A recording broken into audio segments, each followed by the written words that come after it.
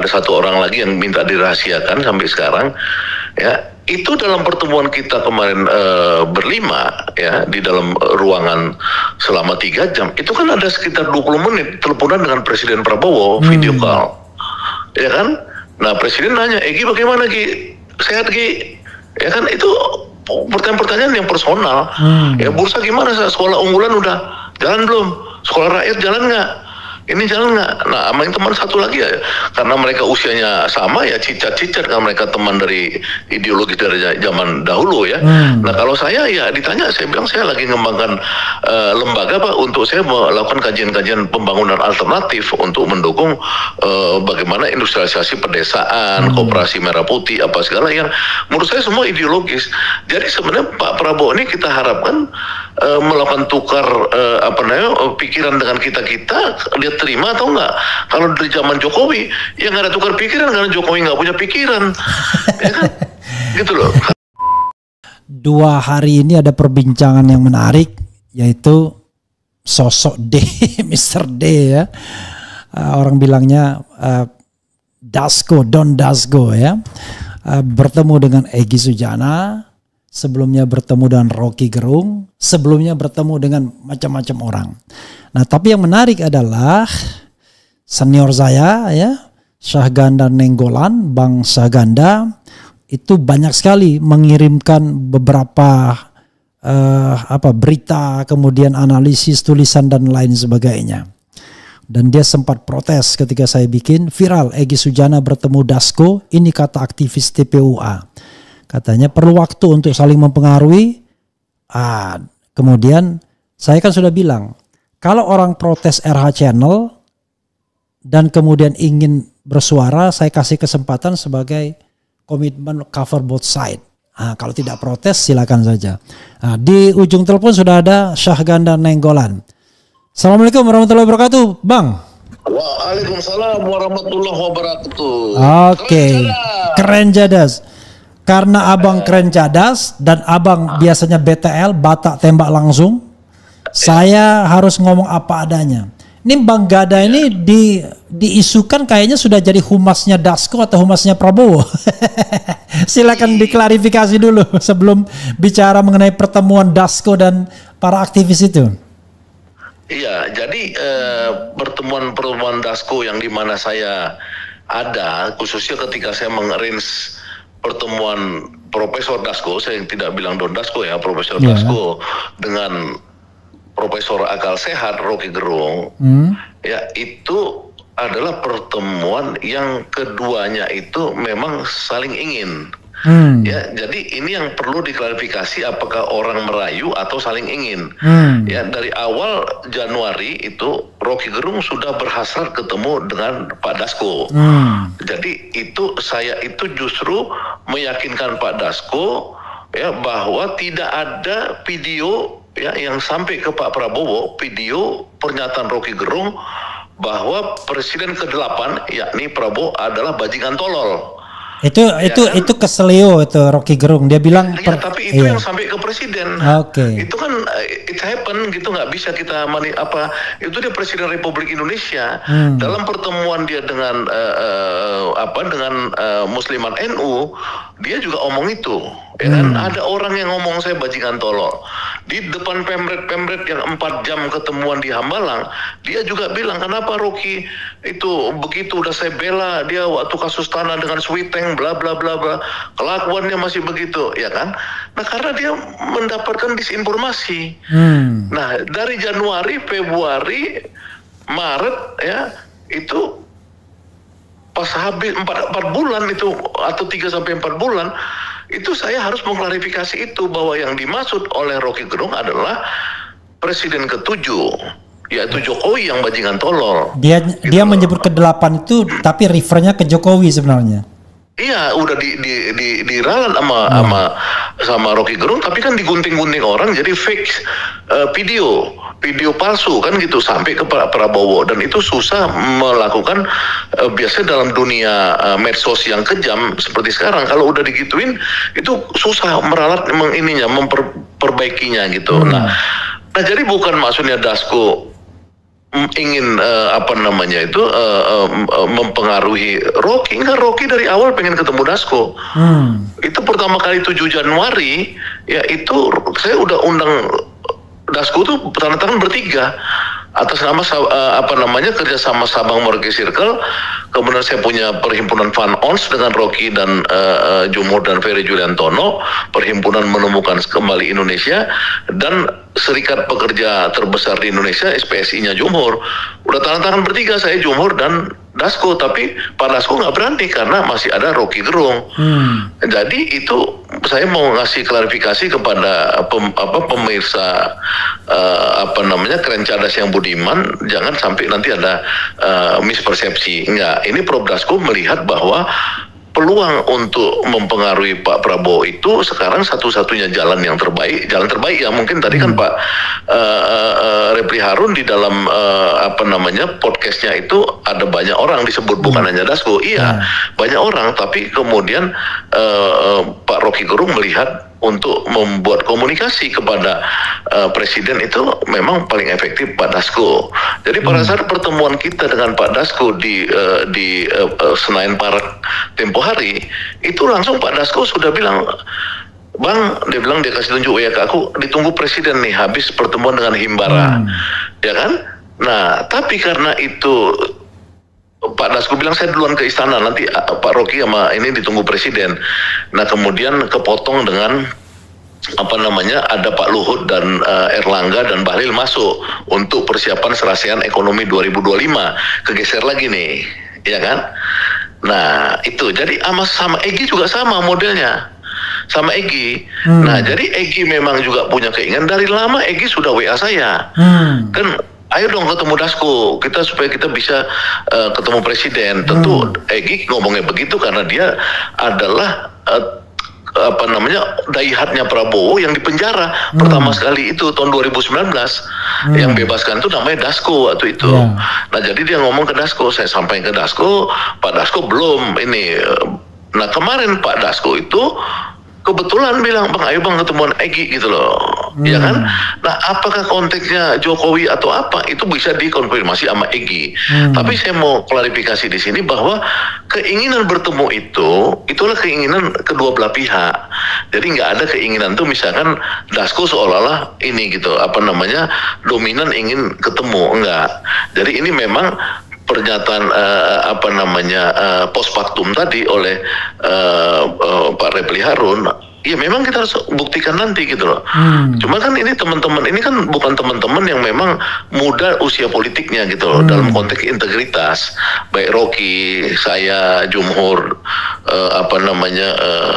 Egy, ya itu kita nggak mudah lagi untuk diukur integritasnya. Itu aja yang saya mau ini gitu. Jadi ini kedua belah pihak, ya itu semuanya itunya adalah memang mendukung Pak Prabowo dalam pengertian kita memang tidak pernah memusuhi Pak Prabowo ya, karena saya, Egy, Rocky semua lah pendukung Prabowo dulunya.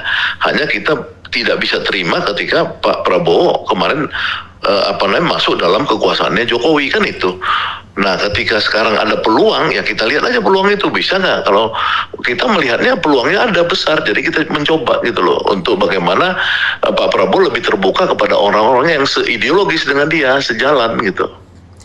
Iya, saya sengaja memberikan kesempatan kepada Bang Syahganda untuk menyampaikan sesuatu. Jadi kalau sudah berhenti baru saya tanya. Bang Syahganda ya, ada sementara pengamat yang mengatakan bahwa pertemuan antara Dasko dengan Bang Syahganda, dengan Rocky, dengan Jumhur, dengan Egy Sujana dimaknai adalah upaya manuver untuk menjauhkan Prabowo dari Jokowi. Karena kebetulan yang ditemui ini adalah orang-orang yang memang kritis terhadap pemerintahan Presiden Jokowi, bahkan 2 diantaranya pernah dihukum, atau 3 bahkan di pemerintahan Jokowi. Tapi di sisi lain ketika orang melihat sosok Dasko mengatakan, lah bukannya Dasko juga justru penghubung antara Jokowi dan Prabowo, yang mempertemukan Jokowi dan Prabowo, dan juga dia katakanlah dianggap sosok yang bisa ke Prabowo, tapi juga bisa di kakinya Jokowi dan lain sebagainya. Gimana pendapat Bang Saganda? Ya, semua itu kan seninya politik kan di situ menurut saya. Ya kan, yang paling penting kita melihat nih opportunity-nya ada nggak untuk kita bisa berdialog dengan presiden. Ya seperti saya kemarin bertemu dengan Egy, ya kemudian dengan Bursa dan ada satu orang lagi yang minta dirahasiakan sampai sekarang. Ya itu dalam pertemuan kita kemarin berlima ya di dalam ruangan selama 3 jam itu kan ada sekitar 20 menit teleponan dengan Presiden Prabowo video call, ya kan? Nah presiden nanya, Egy bagaimana Ki? Sehat Ki? Ya kan itu pertanyaan-pertanyaan yang personal.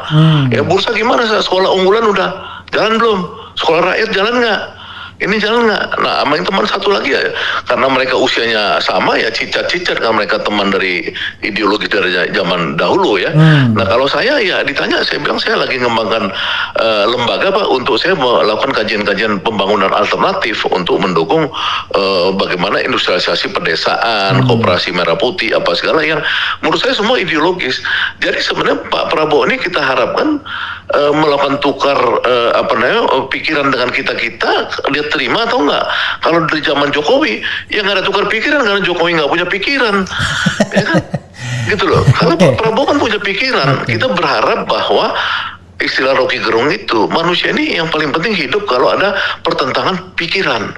Nah kita mempertentangkan pikiran kita dengan Pak Prabowo. Kalau dia tertarik, Dasko kan sebagai penghubung yang efektif, yang kalau bahwa dia ada urusan dengan Jokowi ya urusan lain gitu, tapi menurut saya itu juga udah masa lalu ya. Artinya dia tidak ada urusan. Sekarang yang berkuasa Prabowo kok. Kenapa kita masih berpikir bahwa yang berkuasa ada urusan dengan Jokowi gitu loh. Iya, Bang Ganda ya. Pertama klarifikasi dulu untuk Rocky Gerung ya. Rocky menemui Dasko itu dalam rangka sekadar klarifikasi mengenai bajingan tolol yang salah dia sebut presiden ke-8, maksudnya presiden ke-7 itu, ataukah ada maksud atau keinginan lain yang ya let's say dia ingin bertemu dengan berbicara dengan Prabowo secara langsung atau bagaimana? Demikian juga Egy Sujana.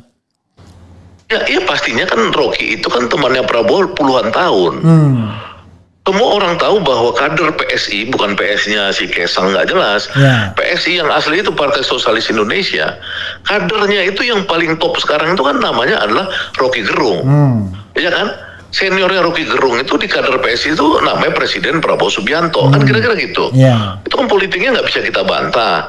Mereka sudah berkawan, bahkan Prabowo itu orang yang mungkin 4 kali ke rumahnya Rocky Gerung, ya kan sebelum yang di sebelum 2024 ya, itu artinya orang ini dekat dulu gitu loh. Jadi wajar kalau orang misalkan ingin bersilaturahmi lagi agar politiknya bisa sinergis, karena orang PSI ini kan punya cita-cita dong, karena mereka punya ideologi kan. Yang kedua, Rocky meyakini waktu pertemuan dia dengan Pak Prabowo dan Adnan Buyung Nasution itu beberapa puluh tahun lalu, itu sudah dibahas mereka tentang bagaimana Prabowo menjadi tokoh sosialis di Asia gitu loh. Jadi Rocky terikat pada itu, pertemuan-pertemuan di masa lalu itu gitu loh. Nah jadi artinya nggak sesimpel orang yang tidak ngerti politik ideologi di masa lalu, yang ini kan 10 tahun terakhir di era Jokowi ini orang nggak ngerti cita-cita, ideologi, fundamen bernegara apa segala. Nah di kita dulu ya itu udah terjadi. Jadi Prabowo ini kan udah orang tua. Ya jadi waktu dia hidup 30 tahun lalu, dia tuh ada ketemu-ketemu dengan Buyung Nasution, dengan Dr. Sahrir, dengan Nariman, dengan apa, itu kan ketemu semua. Jadi ada cita-cita yang dibicarakan. Jadi Rocky sebenarnya masuk pada substansi. Jadi bukan sekedar mau klarifikasi begitu. Bagaimana dengan pertemuan dengan para aktivis buruh ya? Ada Andi Gani Nenawea, Jumhur Hidayat, kemudian juga satunya Said Iqbal. Kalau dikumpulkan bertiga itu kan semuanya sebenarnya sudah hampir 100% buruh, organisasi buruh di Indonesia. Lagi-lagi bertemu dengan Dasko, bukan bertemu dengan Menteri Tenaga Kerja. Padahal yang dibicarakan soal Satgas, PHK dan lain sebagainya. Apakah birokrasi itu tidak berjalan?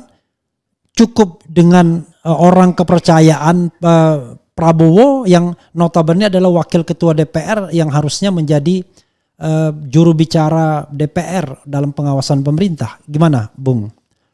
Begini, yang saya dapat bocoran dari Pak Jumhur, ya Pak Prabowo ini ingin di hari buruh itu ada 1 Mei. Ya. Ya, buruh itu harus memperingatinya secara serius dan sungguh-sungguh dengan apel akbar. Ya kan, dan itu kemudian mereka bertemu, tentu di-follow upin oleh Pak Dasko karena mengeksekusi keinginan Bapak Presiden, kan gitu. Ya kan, itu dari versi Jumhur Hidayat sama saya. Kenapa Presiden berkeinginan? Sejak awal Presiden sudah menunjukkan dia itu lebih pro buruh ya dibandingkan Jumhur, Iqbal dan si Garinawea. Ya kan, karena Jumhur itu bilang sama saya, untuk kenaikan upah dia hanya mau itu kalau 5% kenaikannya udah puas tuh Pak Jumhur. Artinya karena sebagai organisasi buruh terbesar dengan 3 jutaan organisasi buruhnya itu masanya, itu Jumhur itu representasi dari pikiran pimpinan buruh, dia mau 5%. Ya kan, kalau pengusaha kan maunya sekitar 3% kenaikan upah buruh. Karena di zaman Jokowi rata-rata 1%. Ya kan? Kemudian pemerintah dalam hal ini Menaker itu di kepalanya itu berunding dengan Apindo mungkin naik sekitar 4%. Jadi buruhnya mikir 5%, Apindo sama Menaker udah negosiasi bisa di 4%, di bawahnya lagi ya pengusaha tadi ya, pemerintah pengusaha 3%. Tiba-tiba Pak Prabowo naikin 6,5%. Ya kan, artinya apa? Artinya Prabowo itu dalam konteks hubungan industrial, dalam konteks ilmu politik perburuhan, dia ini terlalu sosialis. Kalau di negara Amerika yang menang Demokrat, ya di mana Pak Refli Harun sebagai alumni Amerika, atau di Eropa partai-partai buruh menang, itu memang bagaimana itu dicerminkan bahwa buruh itu gajinya harus naik tinggi. Buruh sejahtera. Nah, ini dilakukan Prabowo. Jadi menurut saya ya wajar orang ini harus mengapresiasi Prabowo. Nah, pertanyaan bahwa kenapa tidak Menaker yang memfollow upin 1 Mei atau apa, itu saya walau-alam. Saya belum tanya lagi kepada Pak Jumhur. Tapi yang jelas itu bahwa mereka sedang merencanakan, satu adalah untuk hari buruh, May Day. Yang kedua bahwa mereka memang untuk Satgas PHK. Ya, karena kita tahu efek Donald Trump ini kan pasti akan terjadi PHK yang besar. Ya, harus dipikirkan bagaimana mitigasinya kalau PHK, bagaimana antisipasinya agar ada daya tahan industri-industri ini ya dengan policy keep buying strategi atau apapun namanya itu bisa tidak gampang di PHK gitu loh. Inilah kerja mereka. Saya pikir ya itu pertemuan yang bagus kan, ideologis. Ada satu hal yang juga banyak ditanyakan ya.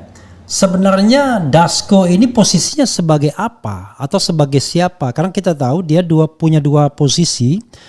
Posisi kenegaraannya wakil ketua DPR. Posisi non kenegaraannya adalah wakil ketua umum partai politik yang juga sepertinya ketua harian. Nah, kalau dia misalnya menjalankan sebagai bridging ya dengan pemerintahan Presiden Jokowi, dia orang kan akan bertanya, ini kok dia tidak menjalankan fungsinya sebagai wakil rakyat yang harusnya mengawasi pemerintahan, tapi seperti broker dengan pemerintahan saja. Padahal pemerintahan kan tidak bisa dibangun dengan hubungan-hubungan yang sifatnya tidak jelas ya. Karena semua ada pembantu presiden ya. Ada Mensesnek, ada Menaker. Kemarin bicara mengenai pembangunan desa di Lahat itu tidak melibatkan juga pemerintahan desa atau menteri perindustrian dan lain sebagainya. Gimana menurut Bang Ganda? Jadi gini, pertama kan ada namanya itu ruling party kan. Ruling party. Waktu Megawati berkuasa dulu, ya saya ini salah satu orang yang masuk dalam masuk dalam rangkulan lah, saya sebut rangkulan dari suaminya Megawati yang waktu itu tidak berkuasa, namanya almarhum Taufik Kemas. Ya, dan itu Taufik Kemas melakukan pekerjaan-pekerjaan politik yang cukup luar biasa sampai pertanyaan orang, ini siapa kok bukan dia presidennya, kok dia yang lebih aktif di sana sini, kan gitu ya kan. Itu namanya ruling party. Taufik Kemas itu menguasai PDI-nya waktu itu. Nah begitu juga sekarang kan, menurut saya presidennya itu adalah Prabowo, dan partai berkuasanya itu sekarang de facto itu Gerindra ya kan. Maka kemudian pasti ketua hariannya itu akan berusaha untuk mengamankan kebijakan-kebijakan pemerintah, baik kebijakan maupun implementasi. Jadi saya pikir itu yang paling penting kan, pada saat yang urgent ya dia turun, ya misalkan perangkulan, harmonisasi, ya dia ketemu dengan Ibu Megawati waktu sebelum Hasto ditangkap, ya saya lihat sendiri fotonya ya. Kemudian dia melakukan ketemu dengan Dewan Suruh PKS kemarin apa segala, ya pasti dia harus mengamankan presiden dari partainya, gitu loh. Jadi itu menurut saya itu jamak aja di dalam satu rejim yang berkuasa. Jadi kan kita nggak bisa letterlek ya, letterlek harus menteri naker, menteri desa, menteri ini. Nah kebetulan aja ada hubungan-hubungan yang memang orang misalnya kayak Pak Bursa Sarnubi dengan Pak Dasko itu kan sudah berteman 30 tahun lalu. Sorry, Bursa Sarnubi sekarang di Gerindra atau masih di Bintang Reformasi? Dia didukung oleh Golkar dan PKB. Gitu loh. Nah, tapi karena mereka itu berkawan lama dan istrinya Pak Bursa 3 periode menjadi menjadi DPR dari Partai Gerindra, ya.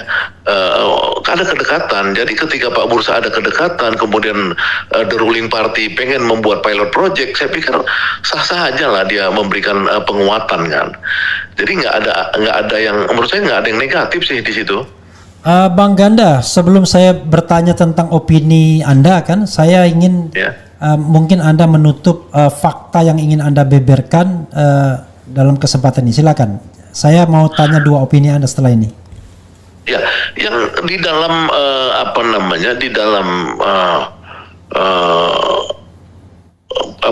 podcastnya Pak RH ini kan sebenarnya ketika disebut Sagana sudah menjadi humasnya Dasko, ya kan, sudah jadi humasnya pemerintah, kan begitu ya kan. Tadi saya sengaja memancing Anda biar Anda marah. Ya enggak, aku nggak mungkin marah sama Harun karena aku udah naik ke atap paling tinggi nyanyi ganti presiden, ya kan. Udah ganti presidennya, masa aku pikir presiden belum ganti, kan kita nyanyi 2024 ganti presiden. Nah udah ganti presidennya kan gitu. Walaupun saya juru bicara Anies, saya berharap Anies yang presiden, nggak terjadi. Terus so what, ya kan. Saya kan harus punya pilihan bahwa ini sudah pergantian kan gitu. Nah jadi saya bukan humas, saya hanya orang dari dulu. Memang saya dari dulu adalah orang yang pemikir alternatif, pemikir studi pembangunan dan lain-lain. Jadi kalau misalkan di zaman Jokowi saya ditawarin untuk bergabung, ya saya nggak mau karena saya melihat tidak ada agenda pembangunan untuk rakyat di sana, tidak ada. Yang ada agenda untuk pembangunan oligarki, buat undang-undang omnibus law, ya agar seluruh kekuasaan desa itu daerah ditarik semua ke Jakarta sama oligarki dan Jokowi ini, rakyat disingkirkan, saya kritik, saya dipenjara, kan gitu ceritanya. Bukan saya nggak punya teman di situ, saya punya teman Pramono Anung, teman akrab saya waktu kuliah. Luhut juga saya punya komunikasi, tapi kan saya nggak mau karena mereka tidak punya orientasi. Nah kalau Prabowo ini dari mulai kakeknya sama bapaknya sampai ke dia orientasinya namanya development, pembangunan. Nah saya mencoba dengan kajian-kajian saya itu, mungkin nggak saya ikut mempengaruhi pikiran Pak Prabowo ini ya. Misalkan saya punya lembaga kajian baru sekarang, The Great Institute. Saya mengkaji pertama kali, kajian siapa? Membandingkan yang namanya Althusser dengan Max Weber dan si David Osborne, ya kan, tentang apa? Tentang birokrasi. Bagaimana membuat birokrasi yang ideologis, bagaimana membuat ideological state aparatus. Itu saya kaji. Karena Prabowo kalau ideologis, kalau dia mau seperti Deng Xiaoping, kata Raymond Dalio itu, maka dia harus birokrasi ideologis, jangan kena efisiensi, nangis semua. Kan seperti itu. Ini yang saya tulis, saya buat, saya kasihkan ke Pak Prabowo. Tentu nggak langsung dong, ya kan, saya kasih ke Prof Dasko. Ini Prof Dasko, kalau dia mau sukses Pak Prabowo, dia harus didukung oleh ideological state aparatus dan oleh birokrasi yang ideologis. Nah gitu-gitu loh Mas saya. Itu kan kajian. Nah karena saya tertarik ini, saya bukan humas. Kalau saya misalkan nggak cocok, saya kritik. Saya dari dulu gitu. Kalau pas cocok ya saya perkuat gitu loh. Intinya di situ. Jadi saya sekali lagi saya tadi karena saya mendengar Profesor Repli Harun bilang itu saya itu humas, ya saya bukan humas gitu loh. Oke. Itu Pak Bang Ganda, saya ingin bertanya 2 atau 3 hal yang sifatnya opini atau separuh informasi. Tanggal 20 April hari ini itu tepat 6 bulan masa pemerintahan Prabowo Subianto. Kelompok civil society sebenarnya berharap, tidak hanya berharap, mendesak. Bahkan ada yang mengatakan kita kasih waktu 6 bulan untuk mempercayai Prabowo. Salah satu indikatornya adalah reshuffle menteri-menteri yang masih terafiliasi dengan Jokowi. Apa pendapat Anda? Apa bocoran Anda? Dan sepertinya adem ayam aja. Itu satu pertanyaan. Silakan. Kalau pendapat saya itu udah sering di podcast-podcast ya, karena saya udah lama nggak diundang Pak RH aja kan. Ya, podcast yang biasa ngundang saya, ya itu tetap suara saya kan. Kalau pemimpinnya ideologis, ya layer keduanya nggak ideologis, itu susah mengimplementasikan, ya kan.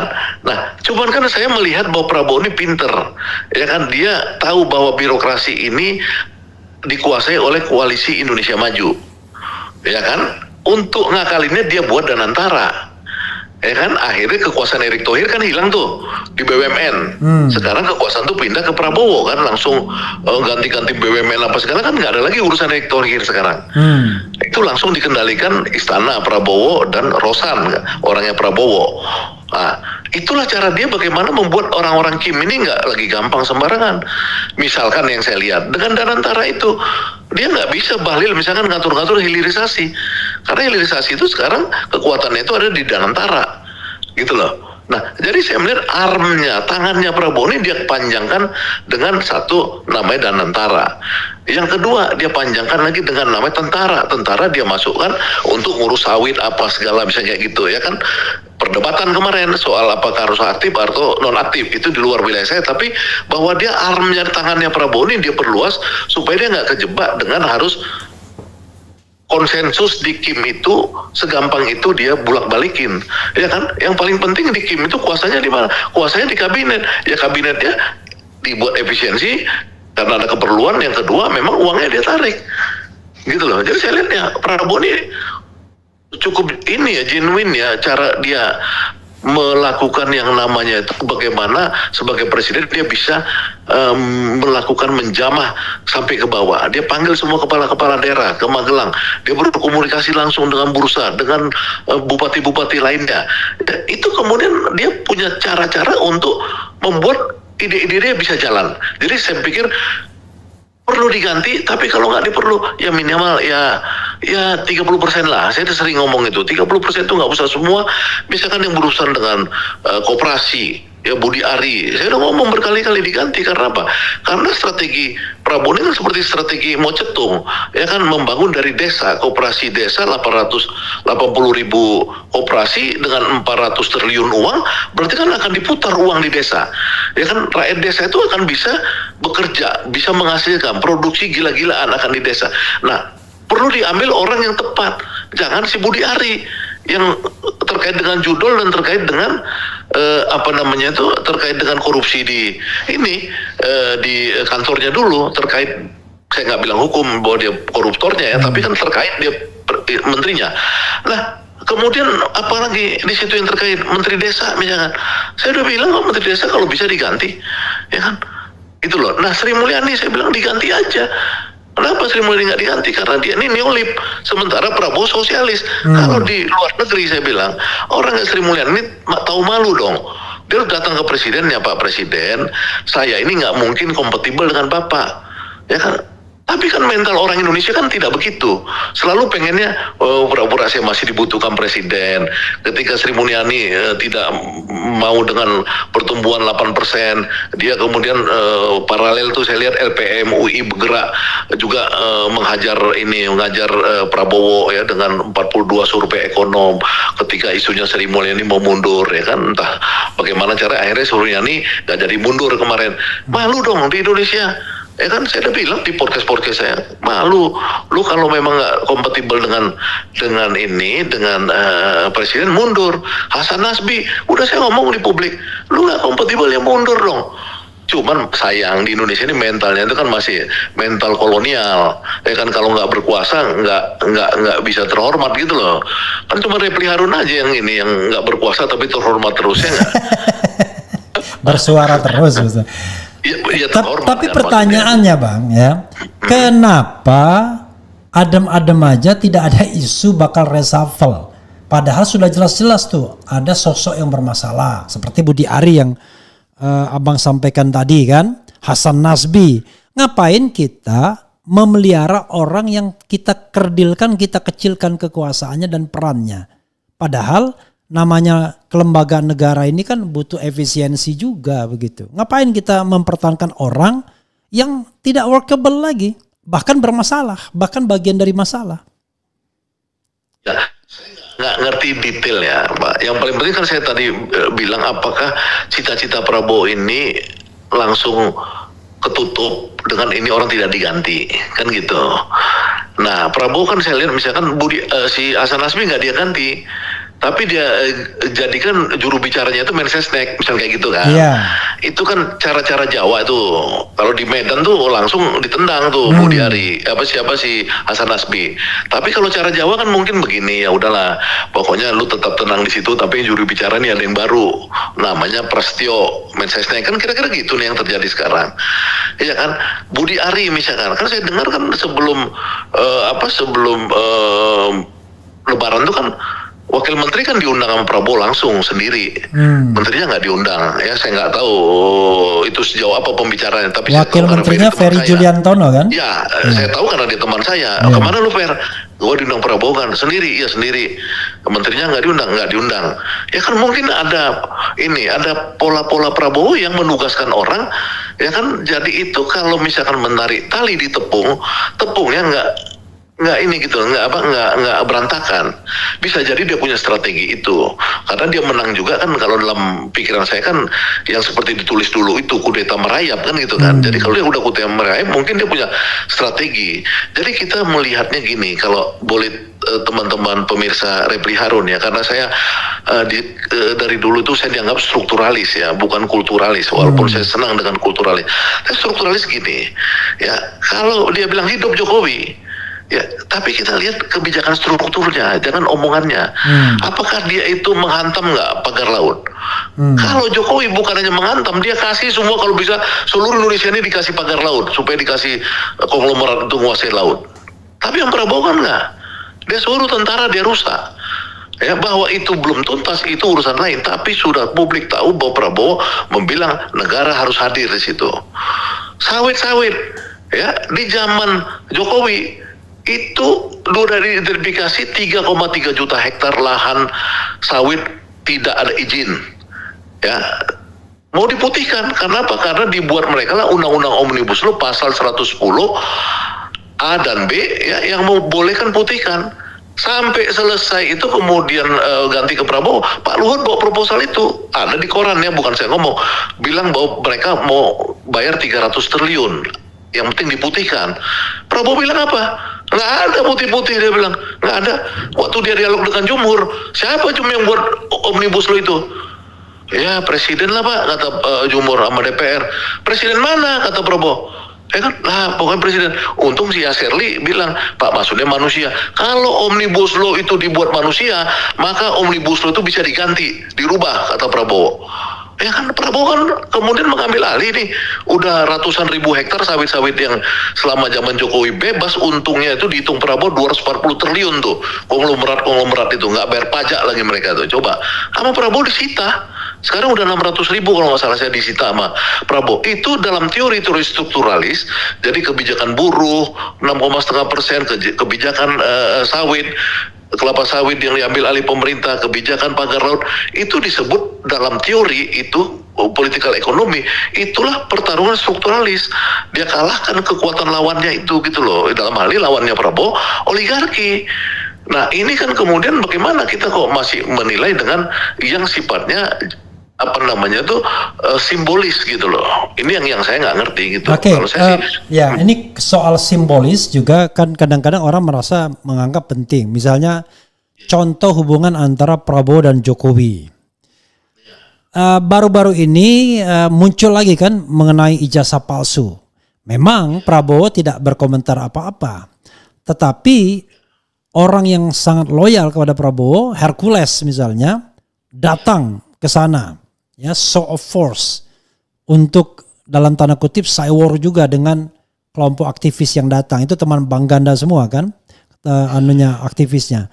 Nah berikutnya adalah datang pula orang yang baru saja diangkat sebagai komisaris BUMN, bahkan melakukan katakanlah kekerasan psikologis, mencopot atribut dari kepala orang kan, itu kan secara psikologis tidak enak. Nah, apa yang bisa Bang Ganda jelaskan? Seolah-olah kok nanti ada juga Sespimen ya, sekolah pimpinan staf dan pimpinan menengah Polri yang datang juga sowan, lalu menteri-menteri, bahkan menteri yang tidak ada kaitannya dengan Jokowi pun seperti Bima Arya Wamen datang juga. Apa yang bisa menjelaskan bahwa di satu sisi katakanlah Prabowo seperti dijelaskan Bang Ganda ingin mengoreksi katakanlah arah pembangunan, arah kebijakan Jokowi yang cenderung kapitalistik barangkali. Ini ke arah yang lebih sosialistik, kan begitu? Ke arah yang lebih rakyat. Tapi di sisi lain, dia tetap membiarkan orang-orang Jokowi itu dalam tanda kutip bergentayangan dengan keyakinan penuh. Bahkan Wahyu Sakti Trenggono mengatakan dia masih bos saya di depan media. Itu apa yang bisa dijelaskan dengan fenomena ini? Di satu sisi punya orientasi yang berbeda, tapi di sisi lain dia biarkan saja kekuatan-kekuatan Jokowi itu bergentayangan dan bahkan ngancam. Kita kan sedang menunggu apakah di era pemerintahan Prabowo ini ada aktivis yang ditangkap, ditahan hanya karena berbeda pendapat seperti Bang Ganda dan Jumhur Hidayat. Silakan Bang. Ya kalau yang saya saksikan langsung pada pertemuan yang ada Egy dan Profesor Dasko, kan Egy nanya, itu ngapain Hercules ke Jokowi? Kan nanya dia. Ya kan Pak Dasko bilang itu Hercules mewakili siapa? Kata si balik pertanyaan Pak Dasko. Oh ini kan bukannya ini presiden ini, enggak lah, presiden udah lama nggak ada di grip itu, dia bilang. Nggak ada, dia bilang, itu presiden di grip itu. Jadi di situ ditanya Egy.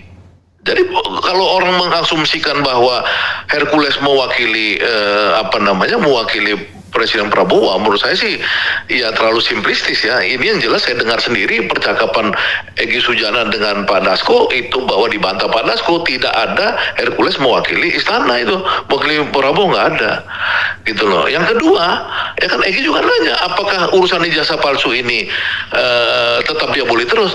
Ya kata Dasko ya kalau nggak capek ya nggak ada masalah, dia bilang, ya kan. Jadi nggak ada larangan, maksudnya nggak ada larangan dalam pertemuan itu yang 3 jam itu, ya orang canda-canda aja, nggak ada istilahnya Egy dilarang di ini, nggak ada, gitu loh. Jadi sebenarnya itu persepsi yang seolah-olah orang masih melindungi Jokowi apa nggak bisa, tapi kan maksudnya kalau Prabowo itu misalkan diminta untuk misalkan sikat Jokowi, itu kan dulu yang namanya semua kan gitu ya, waktu Pak Harto dengan Bung Karno kan kita tahu sendiri kan, berapa tahun tuh Soekarno ambil alih tahun 65 ya, itu Bung Karno tahun 70 kalau nggak salah saya baru dimasukkan ke Wisma Yaso. Wisma Yaso. Tahanan apa Wisma Yaso itu ya kan, itu berapa tahun coba, 5 tahun tuh dibiarin. Begitu juga Habibie ketika Soeharto. Ya kan saya kan pengikut Habibie dulu. Itu nggak mungkin dia iniin Soeharto gitu loh. Nggak mungkin, karena yang mengantarkan Habibie itu ya Soeharto. Gitu. Jadi ada pakem-pakem di elit-elit nasional kita yang mungkin kulturnya dari kultur Jawa ya, itu memang menghormati orang-orang yang memang bagian daripada ininya dia gitu, apa namanya, kepemimpinan dia. Tapi bahwa kemudian misalkan rakyat menuntut dan terbukti misalkan bahwa Jokowi korup apa segala, saya yakin bahwa Pak Prabowo nggak akan mungkin melindungin gitu loh. Yang sekarang kita lihat kan orang-orang yang terkesan dilindungi ya di era Jokowi ya, seperti kemarin kasus minyak goreng itu ya, para minyak goreng itu kan udah selesai, udah cincai 60 miliar hakimnya disogok. Selesai kan di zaman Jokowi, dibongkar lagi di zaman Prabowo, coba ya kan. Jadi artinya sebenarnya untuk kasus-kasus yang tidak menyangkut langsung individunya Jokowi, tapi derivatifnya yaitu kebijakan apa segala yang manipulatif, koruptif, kan nggak ada yang dilindungin Prabowo. Bahkan orang yang di zaman Jokowi soal kasus apa namanya timah itu ya, siapa tuh si Mois itu ya, siapa yang Harvey Mois itu kan Prabowo minta kalau bisa 50 tahun di penjara, dia bilang. Coba, itu kan orang skandal yang luar biasa, yang triliunan itu yang orang bisa dapat semua uang dari situ. Jadi artinya menurut saya sih sebenarnya Prabowo itu dalam konteks strukturalis ya, dia itu nggak ada, dia udah berbeda sama Jokowi. Kalau menurut saya gitu loh. Ini ada kesan ya, kepolisian itu masih di bawah, atau aparat penegak hukum ya, masih di bawah ketiak mantan Presiden Jokowi. Ya salah satunya adalah Sespinem ini tiba-tiba datangin ke Jokowi, ngapain urusan, dia warga negara biasa, bukan juga ex Kapolri dan lain sebagainya. Tapi toh itu terlihat, dan ini tidak mungkin kan kalau tidak ada restu dari Kapolri, nggak mana berani mereka datang ke sana. Ini di sisi lain tadi belum dijawab, menteri-menteri yang kemudian sowan ke Jokowi, padahal dia jelas-jelas anak buah Prabowo, kan tidak sopan dari sisi ketatanegaraan. Masa datangnya kepada mantan presiden? Apa jawabannya Bang Ganda? Ya pertama soal polisi ya, polisi itu kan dia itu kan hierarkis ya sifatnya ya, hierarkis. Bahwa ada mungkin mantan ajudan, mantan ini dari Jokowi ya yang masih menghormati apa segala, saya pikir kan itu sesuatu yang alamiah, bukan kita suka, maksudnya artinya alamiah terjadi kan gitu. Tapi bahwa kemudian kita mempersepsikan Pak Sigit ini itu adalah apa namanya orangnya Jokowi sekarang, menurut saya itu misleading gitu loh. Menurut saya misleading, dia udah pasti adalah orangnya Prabowo. Apapun yang disuruh Prabowo dia pasti ini, karena apa? Karena memang presiden itu atasan langsung Prabowo, nggak akan mungkin. Ya kan itu saya dengar sendiri dari Prof Dasko itu begitu, nggak ada Sigit, nggak ada Sigit, pokoknya ya anak buah presiden, udah nggak ada neko-neko gitu loh, loyalitas penuh gitu. Kalau presidennya belum ganti itu kan urusan lain, saya juga nggak ngerti kan, itu soal pertimbangan. Ya kan jangan-jangan dulu dia di zaman Jokowi justru nggak jadi polisi yang benar, sekarang dia mau jadi polisi yang benar. Kan kira-kira gitu, bisa aja kan dia merasa sekarang nih karir aku nih jadi polisi jenderal penuh, dulu zaman Jokowi terlalu banyak apa namanya ikut campur apa segala, jenderal ini jenderal itu, jenderal yang ada di lembaga intelijen lain apa segala. Sekarang mungkin dia udah bebas sebagai tangan kanan presiden, mungkin itu ya, dia saya pikir itu. Nah kalau menteri-menteri lain, ini kan menteri-menteri yang kesana ini kan orang yang punya partai politik, ya kecuali Budi Gunawan Sadikin, saya nggak ngerti ya. Tapi kalau misalkan apa namanya menteri-menteri lain, Bahlil yang naik jet pribadi ke sana, kemudian siapa namanya itu si Trenggono dari Partai PAN, ya Bahlil dari Golkar apa, itu kan mereka punya hitung-hitungan Pak, ya kan hitung-hitungan bahwa mereka itu memang mungkin punya janji politik di masa lalu yang ada kontraknya gitu loh, kita nggak ngerti juga. Ya itu sejauh mana dianggap sebagai penghinaan terhadap presiden, itu mungkin presiden sendiri yang bisa menilai. Kalau misalnya presiden dianggap itu memang matahari kembar seperti yang disindir oleh Mardhani Alisera, ya tentu presiden harus bersikap itu menurut saya. Bang Ganda, ini terakhir ya. Ya. Kalau misalnya Anda punya keleluasaan, let's say Anda punya kekuasaan ya, untuk melakukan atau membuat kebijakan apapun pada hari-hari ini ya, dan anggap saja Anda, let's say Anda Prabowo misalnya, apa yang akan Anda lakukan? Terutama terhadap pembantu-pembantu Anda setelah 6 bulan berkuasa ini. Ya kalau yang pertama itu yang saya lakukan, saya pecat Menteri Keuangan. Itu yang saya lakukan. Karena apa? Karena Menteri Keuangan itu harus dia itu spiritnya itu berubah menjadi kelompok yang pro Pancasila lah, jangan pro neoliberal. Ya karena apa? Karena di tangan dia lah itu bersama Bank Indonesia, ya itu strategi ya untuk bagaimana perekonomian ini bisa survive di era Trump ini, yang kacau balau ini. Ya misalkan bagaimana rejim pajak itu korteksnya itu dibenahi. Ini semua orang udah ngeluh soal korteks. Ya kan bagaimana kemudian bea cukai yang impornya itu 72% impor. 74 barang-barang kita itu. 74 itu setengahnya itu impor gelap. Ya itu bea cukai misalnya seperti itu. Bank-bank himbara kita ya selama ini kurnya nggak sampai ke rakyat, itu semua harusnya di bawah kendali Menteri Keuangan, minimal setengah kendali ya, dia bisa membantu presiden untuk cita-cita kan nggak mungkin orang bicara presiden punya pikiran, punya kebijakan, tapi uangnya nggak didukung gitu loh. Nah itu Menteri Keuangan. Yang kedua, birokrasi secara umum harus ideologis, di kader. Ya kan, kalau birokrasinya ini pemalas, kebiasaan zaman Jokowi itu duit. Zaman sekarang nggak bisa. Dia harus seperti orang-orang di negara-negara ideologis lainnya itu kerja ideologis.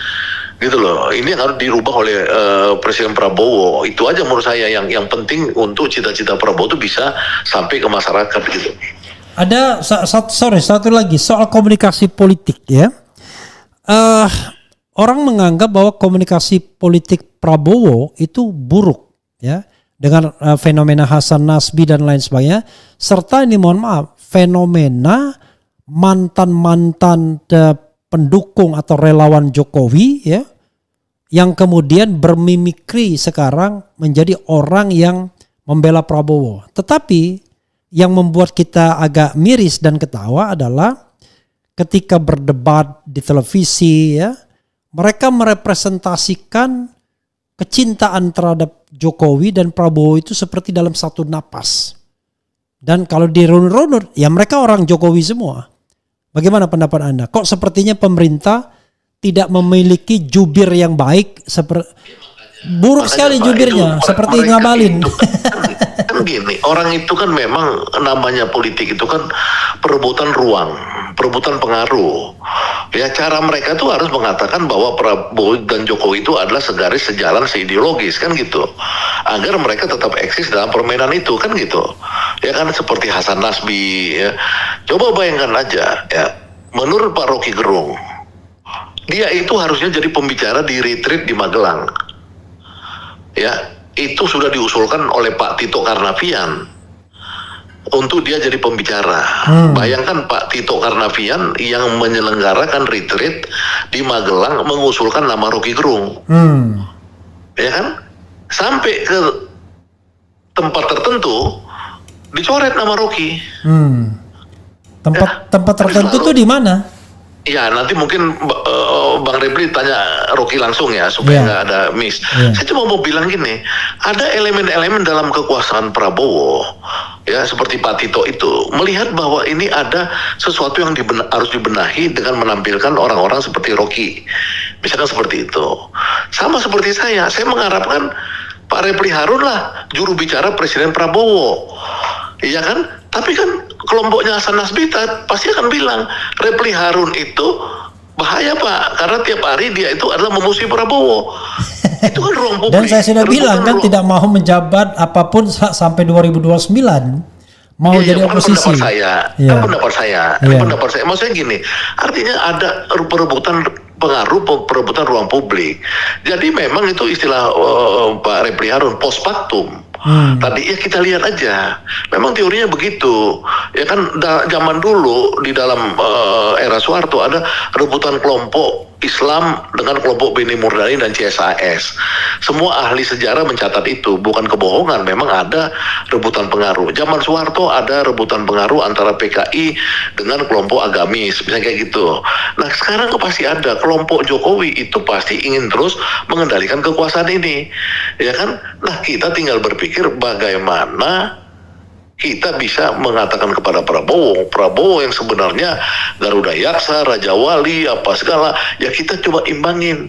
Jangan penjahat-penjahat atau apa, orang yang dari masa lalu yang gelap, dari gorong-gorong, masih bisa ada di situ, termasuk Hasan Nasbi. Gitu loh. Itu pandangan saya gitu, Pak Repli. Bang Ganda, nggak terasa kita sudah 50 menit kita berbicara. Terima kasih. Silakan closing statement. Kalau ada yang belum disampaikan, silakan. Ya intinya ginilah, kita, kalau saya, Rocky, Jumhur, Gegi Sujana, ya itu melihat Dasko itu sebagai sebuah fenomena komunikasi politik yang paling canggih lah di era Prabowo. Di zaman Megawati itu namanya Topik Kemas, kira-kira gitu ya. Di zaman SBY Hatta Rajasa, ya itu selalu ada di dalam era itu orang seperti itu yang memang dia memainkan peran untuk membuat saling pengertian antara orang-orang kritis dengan sang presiden. Nah jadi saya berharap bagaimanapun Pak Repli Harun sesama Wong Kitogalo dengan Dasko ya juga punyalah komunikasi. Tidak perlu untuk kita takut saling pengaruhi atau siapa pospaktumnya, yang paling penting komunikasi dulu, usul saya itu. Terima kasih. Wabillahi taufiq wal hidayah. Wassalamualaikum warahmatullahi wabarakatuh. Waalaikumsalam warahmatullahi wabarakatuh. Makasih Bang Ganda ya. Keren jadas ya. Jadi mudah-mudahan siapapun yang protes Refli Harun kita kasih kesempatan untuk klarifikasi seluas-luasnya. Mantap. Makasih ya. Assalamualaikum. Waalaikumsalam. Saya matikan ya. Ya, saudara sekalian, saya sudah mengatakan ya, model saya berkomunikasi adalah saya melakukan hal-hal yang kritis, mengungkapkan perspektif saya. Tetapi kalau ada orang lain perspektif dan keberatan, saya tidak berkeberatan juga untuk menampung perspektif dia. Perspektif mana yang Anda ingin pegang, ya terserah, silakan saja. Yang jelas masing-masing orang itu memiliki keyakinan bahwa dia berjuang di jalan yang benar dan lurus. Nah, berjuang di jalan benar dan lurus itu, ya tentu nanti secara post factum nanti akan terlihat. Mudah-mudahan ya. Karena itu kan saya mengatakan walaupun saya melarang diri saya untuk tidak ikut dalam pemerintahan sekarang ini sampai 2029, tapi saya tetap mendorong orang-orang baik, orang-orang yang punya komitmen, orang-orang yang tidak korup untuk duduk dalam pemerintahan dan menggantikan orang-orang korup, orang-orang yang tidak punya komitmen dengan rakyat, hanya ingin memperkaya diri sendiri dan lain sebagainya. Tetapi saya sebagai bagian dari civil society ingin tetap berada di luar dan tetap ingin kritis. Dan mudah-mudahan dalam masa pemerintahan Presiden Prabowo ini tidak ada aktivis yang ditangkap, ditahan hanya karena orang tersebut kritis. Jadi kalau dia mau ditangkap, ditahan karena korup, karena ada proyek fiktif, karena memeras, karena mengancam dan lain sebagainya, silahkan. Tapi kalau berpikir, maka gawat sekali negara ini kalau kemudian memenjarakan orang yang berpikir. Itu saja saudara sekalian. Terima kasih sekali lagi kepada Bang Ganda ya, Syahganda Nenggolan. Dan kita nanti menunggu klarifikasi orang lain kalau yang berkeberatan terhadap perspektif RH Channel. Dengan cara yang voice begini kan tidak susah, tidak perlu Anda berpakaian bagus. Pakai kaos kutang atau kaos dalam pun bisa ya. Wassalamualaikum warahmatullahi wabarakatuh.